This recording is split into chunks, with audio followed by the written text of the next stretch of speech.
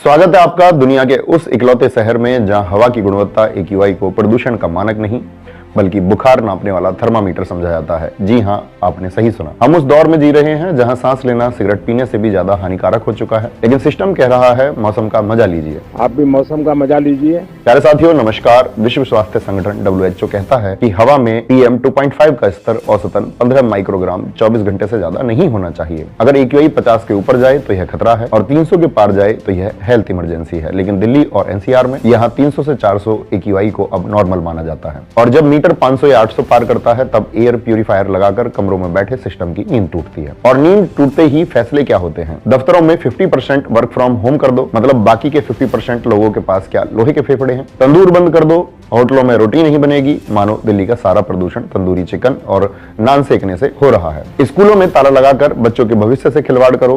Petrol pump पर बिना PUC के तेल नहीं मिलेगा। ये सुनने में अच्छे लगते हैं, लेकिन जमीनी हकीकत यह है कि सड़कों पर लाखों गाड़ियां अब भी जहर उगल रही हैं। दिल्ली प्रदूषण को गहराई से समझने के लिए कहानी को थोड़ा पीछे ले चलते हैं ताकि हम समझ सकें कि हम यहाँ पहुंचे कैसे। आपको याद होगा जब दिल्ली में पिछली सरकारें थीं तब कुछ आज के 50% वाले नियम की तरह ही जब नवंबर दिसंबर का महीना आता था तो उस समय भी सरकार की प्रतिक्रिया एक रटे रटाए नाटक जैसी होती थी। अचानक ऑड इवन लागू कर देना। जो इवन डेट्स हैं उनको इवन नंबर्ड व्हीकल्स उन दिनों में अलाउ किए जाएंगे और जो ऑड डेट्स हैं उसमें ऑड नंबर्ड व्हीकल्स अलाउ किए जाएंगे। स्कूलों में छुट्टियां घोषित कर देना और कंस्ट्रक्शन साइट्स पर ताले लगा देना। जनता को लगता था कि यह सब काम चलाऊ है, कोई ठोस नीति नहीं है। फिर वक्त बदला, सरकार बदली और दावा किया गया कि अब प्रदूषण के खिलाफ एक वैज्ञानिक युद्ध छेड़ा जाएगा।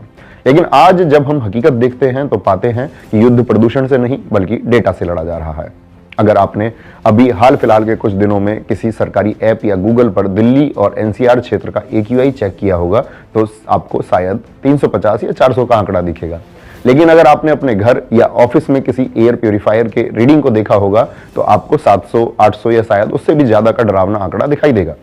यह जो 400 अंकों का फासला है यह कोई तकनीकी खराबी नहीं है, यह आज के दौर का सबसे बड़ा साइंटिफिक डेटा फ्रॉड है जिसे सिस्टम ने अपनी नाकामी छिपाने के लिए इजाद किया है। IQ एयर जैसी एजेंसियां अपनी सैटेलाइट रिपोर्ट में दावा कर रही हैं कि दिल्ली का असली AQI 700 से 800 के बीच है। यह इमरजेंसी नहीं, मौत का सायरन है। लेकिन हमारी सरकारी मशीनें 400 से 450 पर क्यों अटक जाती हैं? कारण है कि जहां जहां सरकारी AQI सेंसर मॉनिटर लगे हैं वहां एंटी स्मोक गन से पानी का बौछार किया जा रहा है। जैसे ही सेंसर गीला होता है वह हवा में मौजूद प्रदूषण के कणों को नहीं पढ़ पाता है और रीडिंग आधी हो जाती है।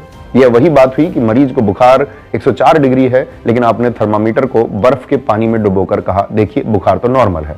जहां दिल्ली की हवा में सांस लेना एक दिन में 25 से 30 सिगरेट पीने के बराबर हो चुका है, वहीं दिल्ली की मुख्यमंत्री मोहतरमा कहती हैं IQ, AIQ, AQI। IQ जो हमारा AIQ है एक ऐसा टेम्परेचर है जो किसी भी इंस्ट्रूमेंट से पता चल सकता है। और AQI एक ऐसा आपका टेम्परेचर है आपको जो किसी भी इंस्ट्रूमेंट से पता चलता है।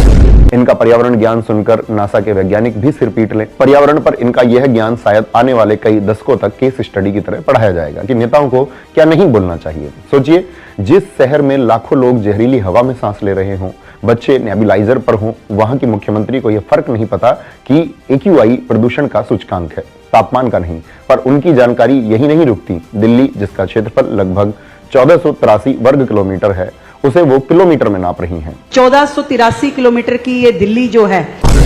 जब नीति निर्माता क्षेत्रफल और लंबाई का फर्क ना समझे, जब वो कहे कि हॉटस्पॉट का मतलब गर्म जगह होता है इसीलिए हम वहां पानी छिड़क रहे हैं, हॉटस्पॉट भी तो करेंगे आप? कोई मॉनिटर में करके AQI डाउन होता है क्या? तो समझ जाइए कि नीतियां विज्ञान की कसौटी पर नहीं बल्कि अज्ञानता से बन रही हैं।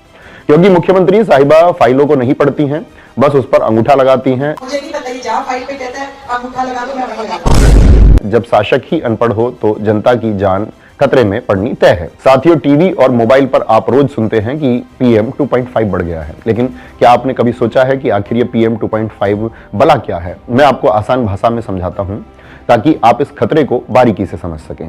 PM का मतलब होता है पार्टिकुलेट मैटर, यानी हवा में मौजूद कण। इसे आसान भाषा में ऐसे समझिए, आप अपने सिर का एक बाल लीजिए, उस एक बाल की मोटाई जितनी है उस पर इस PM 2.5 के 30 कण रखे जा सकते हैं। सोचिए यह कितना महीन है। और इससे खतरा यह है कि PM 10 धूल गर्दा तो हमारी नाक के बाल या गले में फंसकर रुक जाता है और बलगम के जरिए बाहर आ जाता है, लेकिन PM 2.5 इतना छोटा कण है कि यह नाक और गले के बैरियर को तोड़कर सीधा हमारे फेफड़ों, लंग्स में गहराई तक घुस जाता है और वहां से हमारे ब्लड में मिल जाता है। इसी वजह से heart attack, brain stroke, blood sugar और श्वास संबंधी बहुत सारी समस्याएं होती हैं।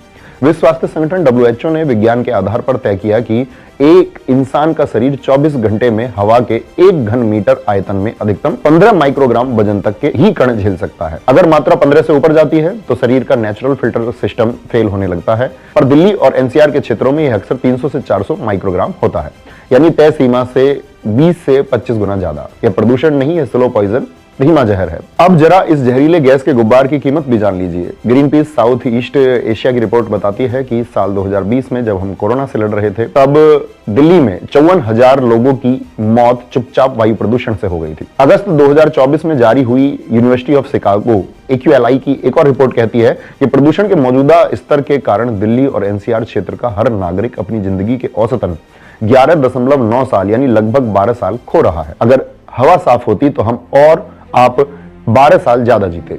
लेकिन अगर आप सोचते हैं कि यह सिर्फ दिल्ली की कहानी है तो द लेसेंट प्लैनेटरी हेल्थ की दिसंबर 2020 में प्रकाशित रिपोर्ट के आंकड़े देखिए।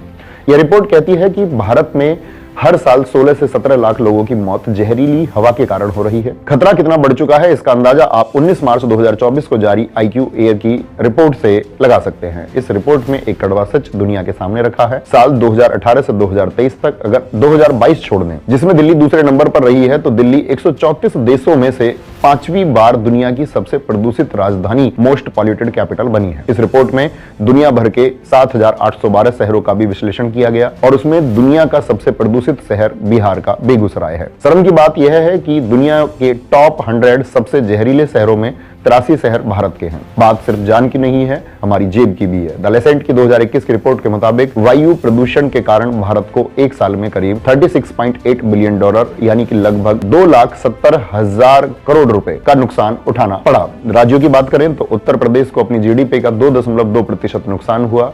अब जरा इस आंकड़े का गणित और हकीकत समझिए। साल 2019-20 में उत्तर प्रदेश की कुल GDP करीब 16.89 लाख करोड़ रुपए थी। अगर हम इसका 2.2% निकालें तो यह रकम करीब 37,158 करोड़ रुपए बनती है।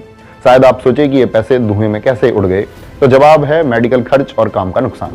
यानी 37,000 करोड़ रुपए वो पैसा है जो यूपी के लोगों ने अस्पतालों के बिल भरने में, महंगी दवाइयां खरीदने में और बीमारी के कारण दफ्तर से छुट्टी लेने में गवाया।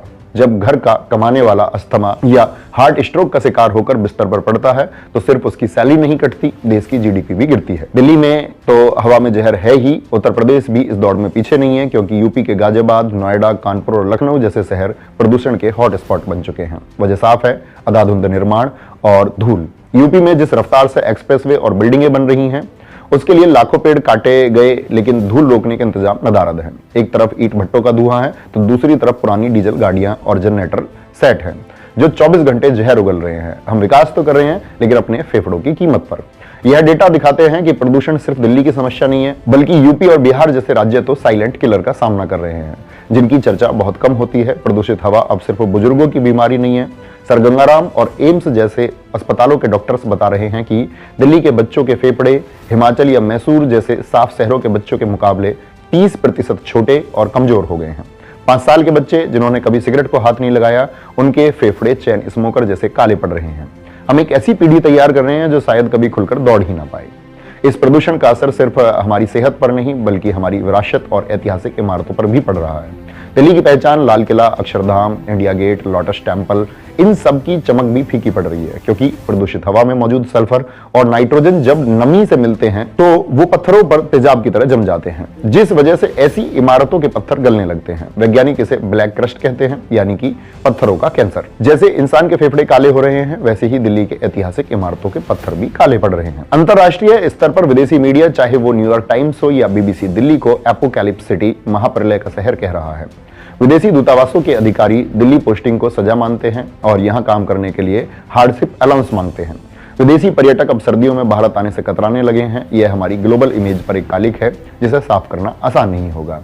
सरकार कहती है कि वो कोशिश कर रही है। याद कीजिए कुछ समय पहले आर्टिफिशियल रेन यानी कि कृत्रिम वर्षा का कितना शोर मचा था। IIT कानपुर के साथ मिलकर योजना बनी, सुप्रीम कोर्ट में बड़े बड़े हलफनामे दिए गए। मीडिया रिपोर्ट्स के मुताबिक इस पूरे तामझाम और पायलट प्रोजेक्ट की प्लानिंग में करीब करोड़ों रुपए का खाता तैयार हुआ। जनता को लगा कि शायद विज्ञान हमें बचा लेगा, लेकिन हुआ क्या? प्लेन उड़े, बादलों में दो दो बार छिड़काव किया गया, लेकिन बारिश की एक बूंद भी जमीन पर नहीं गिरी। करोड़ों रुपए और सारी उम्मीदें धुएं में उड़ गईं, लेकिन सरकार जमीन पर पानी छिड़ककर सेंसर को धोखा देने में सफल रही, भले ही आसमान से बारिश कराने में पूरी तरह फेल हो गई। इसके अलावा सरकार के पास वही पुराने उपाय हैं, ग्रैब 4 लागू करना, यानी कि होटलों में तंदूर बंद कर दो, दफ्तरों में 50% वर्क फ्रॉम होम कर दो। सुनने में ये बड़े अच्छे कदम लगते हैं, लेकिन इनका असर कितना है? दिल्ली में 1 करोड़ से ज्यादा रजिस्टर्ड गाड़ियां हैं। जब आप 50% लोगों को घर बिठा देते हैं, तो क्या 50% लोग अपनी गाड़ियों से घंटों जाम में नहीं फंसते हैं? या उनकी गाड़ियां जब सड़कों पर चलती हैं तो पॉल्यूशन नहीं होता? जब तक पब्लिक ट्रांसपोर्ट वर्ल्ड क्लास नहीं होगा, तब तक ऐसे नियम कानूनों का कोई मतलब नहीं निकलेगा। हमें चीन के बीजिंग मॉडल से सीखना चाहिए। 2013 में बीजिंग का हाल दिल्ली जैसा ही था, लेकिन उन्होंने तंदूर बंद नहीं किए, उन्होंने अपनी औद्योगिक नीति बदल दी। उन्होंने शहर के आसपास के सारे कोयला पावर प्लांट्स बंद कर दिए, लाखों पुरानी गाड़ियां स्क्रैप की, स्टील प्लांट्स को शहर से सैकड़ों किलोमीटर दूर भेज दिया और ग्रीन एनर्जी को बढ़ावा दिया। वहां इच्छा शक्ति थी, इसीलिए आज बीजिंग का आसमान नीला है। हमारे यहाँ इच्छा शक्ति की जगह सिर्फ मीटिंग्स और प्रेस कॉन्फ्रेंस हैं। लेकिन दोस्तों, इस पूरी कहानी का अंत सिर्फ सरकार को कोसने से नहीं होगा। यह सच है कि सिस्टम फेल हुआ है, मुख्यमंत्री के बयान बेतुके हैं और आंकड़े फर्जी हैं, लेकिन एक कड़वा सच यह भी है कि इस धुएं में थोड़ी हिस्सेदारी हमारी भी है। जब हम रेड लाइट पर गाड़ी का इंजन बंद नहीं करते हैं, जब हम पास की दुकान जाने के लिए भी कार निकालते हैं, या जब हम सर्दियों में कचरा जलाते हैं, तो हम भी उस जहर को और गाढ़ा करते हैं। सरकार पब्लिक ट्रांसपोर्ट नहीं दे पाई, यह उनकी विफलता है, लेकिन उपलब्ध संसाधनों का सही इस्तेमाल करना हमारी जिम्मेदारी है। निष्कर्ष यही है कि दिल्ली की हवा किसी एक पार्टी की समस्या नहीं है, बल्कि एक सिस्टम की सड़न है। जवाबदेही आज की सत्ताधारी सरकार की बनती है, क्योंकि वादे उन्होंने ही किए थे। सवाल यह है कि क्या हम हर साल नवंबर दिसंबर में सिर्फ मास्क और एयर प्यूरिफायर की सेल्स बढ़ाते रहेंगे, या कभी हम अपनी सरकार से यह मांग करेंगे कि हमें फ्री बिजली या फ्री पानी से पहले साफ हवा चाहिए? क्योंकि अगर सांसें ही नहीं रहेंगी तो बाकी सुविधाओं का भोग कौन करेगा? उम्मीद है आपको मेरी बातें समझ आई होंगी। जय हिंद, जय मां सरस्वती।